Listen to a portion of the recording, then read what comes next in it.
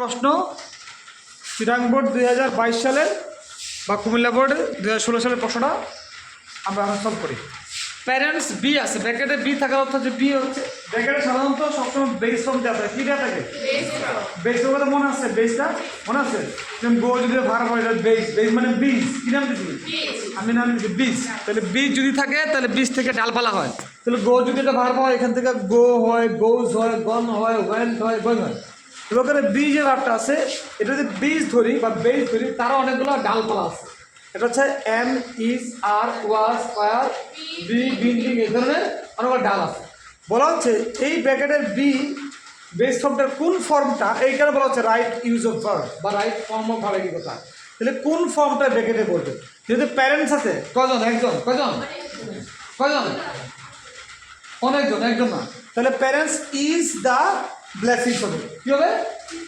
Is হবে আর হবে। কারণ কি? এই যে বেশি আছে, একজন থাকলে আমরা তিন কথা, একজন থাকলে তাহলে অ্যান্সার কি হবে? প্যারেন্টস আর কি হবে?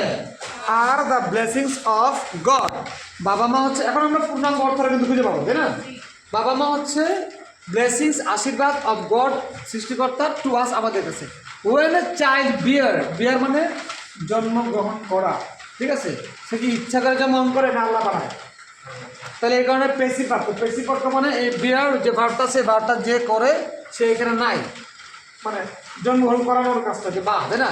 When a child is born, B O R born, অর্থাৎ এটা পেসিভ বাক্য হয়ে যাবে।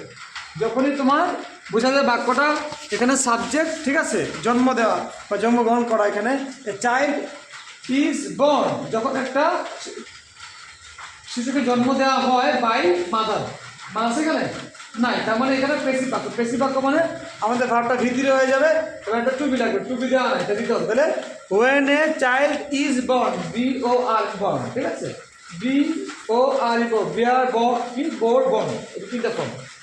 বি ই আর বিয়ার গ্রহণ করা হয়, আবার জন্ম দেওয়া হয়। তাহলে কি হচ্ছে? When a child is born, যখন একটা শিশু জন্মগ্রহণ করে, দিয়ার জয়েস, এই দিয়ারটা কারা? ওই যে প্যারেন্টস, দেখছো? তাহলে দেয়ার জয়েস মানে তাদের আনন্দের নো নো বাউন্ড।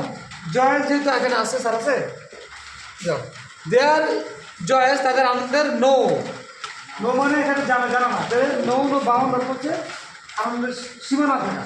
তাহলে এটা যেহেতু দেয়ার জয়েস, জয়েস প্লুরাল না, বেশি না, তাহলে নো নোই থাকবে, বুঝা গেছে?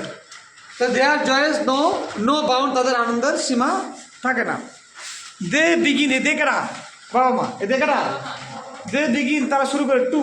আমাদের নিশ্চয় মনে আছে টু এর পরে ভার্বের বেস ফর্ম হয়। টু এর পরে ভার্বের সাধারণত ব্র্যাকেটে যে ভার্বটা থাকে ওই ভার্বটাই বসা যাবে, সাধারণত ব্র্যাকেটে বেস ফর্মে দেওয়া থাকে। তাহলে দে বিগিন টু, আমরা জানি টু এর পরে ভার্বের বেস ফর্ম হয়। কি হয়? বেস মানে সাধারণত ব্র্যাকেটে যেটা থাকে বেস থাকে, তাহলে যা সাথে থাকবে দে বিগিন টু স্টার্ট। কি হবে? স্টার্ট। আচ্ছা, আরেকটা ইম্প্রেশন, স্টার্টের পরে কোনো ভাব থাকলে এটার সাথে আইন কি হবে? বলো, স্টার্টের পরে, বলো স্টার্টের পরে কোনো ভাব থাকলে তার সাথে আইএনজি হবে। তাহলে যেহেতু স্টার্ট আছে তার পরপরে একটা ভাব দেওয়া আছে, তাহলে কি হবে? থিঙ্কিং হবে। তার অ্যান্সার কি হলো? দে বিগিন টু স্টার্ট থিঙ্কিং। হয়েছে? হ্যাঁ, এখন অ্যান্সার লিখতে বলছি আমি, অ্যান্সার লিখবে না, শুনো আগে, ঠিক আছে? আগে শুনো, তারপর আবার লেখা দেবো, তখন ভুল হোক, সমস্যা নেই। এখন মনোযোগ দেবে, শোনো আগে। তাহলে দে কি হবে? দে বিগিন টু স্টার্ট। থিঙ্ক কেন হয় না? টু এর কারণে। কেন চলছে না? টু এর কারণে। আবার জানি যে স্টার্টটা করে ভাব থাকলে ভাবটা কি হয়ে যাবে? আইএনজি হয়ে যাবে। কি হয়ে যাবে? তাহলে বিগিন টু স্টার্ট থিঙ্কিং হবে। আবার দেখো অফ আছে, ঠিক না? তাহলে কি হলো? দে বিগিন টু, টু টু এর পরে ভাবের ফর্ম চেঞ্জ হয়। হয়? এটা মনোযোগ দেয়। হয় কি? আইএনজি হয়।